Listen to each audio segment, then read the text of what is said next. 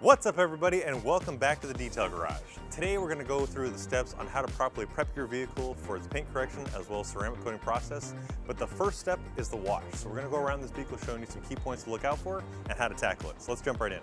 So behind me we have this brand new Daytona. This is the electric version, a RT Stage 1, and it's black, which shows all kinds of imperfections, but also it shows all of the dirt that's sitting on top of the surface. The owner of this vehicle is a good friend of the Detail Garage, and he says this vehicle sits outside all the time. There's no garage or carport, so it's subject to all kinds of environmental elements, but you can see there's water spots, dirt, all kinds of sling and mess around the vehicle, and this, if it's left untreated long enough, can actually start to deteriorate and damage the clear coat.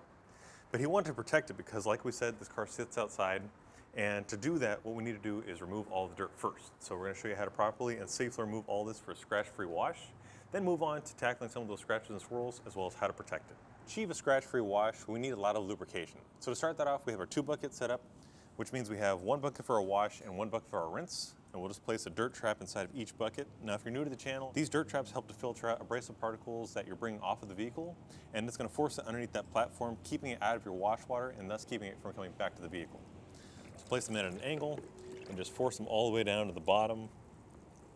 This forces out any air, and then it just traps it for a nice tight seal. And to remove any old layers of glaze, sealant, and wax, as well as give a thorough deep clean, we're going to be using our Clean Slate. We'll just add a couple of ounces to our wash bucket, as well as to our foam cannon. And again, this is going to help strip away any old layers of glaze, sealant, or wax, or anything that the dealership may have put onto the surface. But to add lubrication and more cleaning power, we'll use our Mr. Pink, which is just a gentle wash. Same dilution, we'll add a couple of ounces to our wash bucket, as well as to our foam cannon. And if you don't have a foam cannon, you can use it with a foam blaster or even just in a traditional 2-bucket wash. Now we'll just stir the solution together and start by foaming the vehicle. This will help soften up and emulsify any abrasive particles, so we can just gently wipe it off the surface.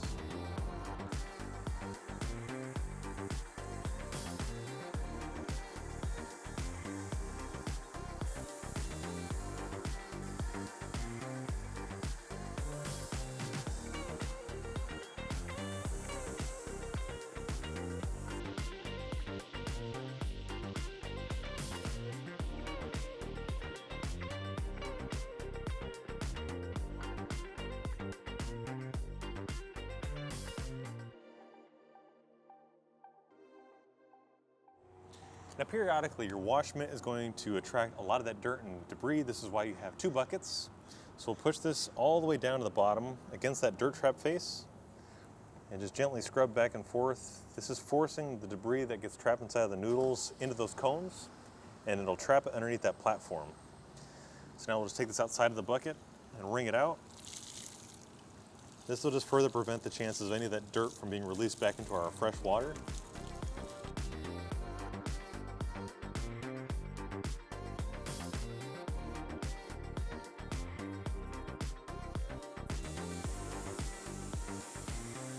Our final step for today's video is we need to remove all the remaining water droplets, and to do so we've grabbed our 𝗪𝗏𝗏 drying towel. Now this is an awesome choice because it has this twisted loop design which helps to trap a lot of water, but it's still soft enough where it's not going to scratch the finish. So just place it on the surface and then just gently pull away and pick up all the water for a scratch-free finish. And just to recap today's video, you saw that we used Clean Slate with Mr. Pink. That Clean Slate helped to strip away any old layers of glaze, sealant, and wax, but we paired it with Mr. Pink because we want something that's going to add lubrication while also enhancing a beautiful gloss. So this is a great combination because, as I mentioned before, we're starting a series on how to properly polish and protect this vehicle, but the first step is always the wash. So tune in next time where we show you how to properly decontaminate, as well as inspect and remove micro scratches and swirls, and then moving on to the process of protecting it, giving the most durable shine and protection. So thanks so much for tuning in, guys. We hope you guys enjoyed today's video. And if there's something new you learned or if there's something else you want to learn, drop it down in the comments below. If you want to check out any of the products you've seen us use today, head over to our website, chemicalguys.com, or your local Detail Garage. And we'll see you guys next time.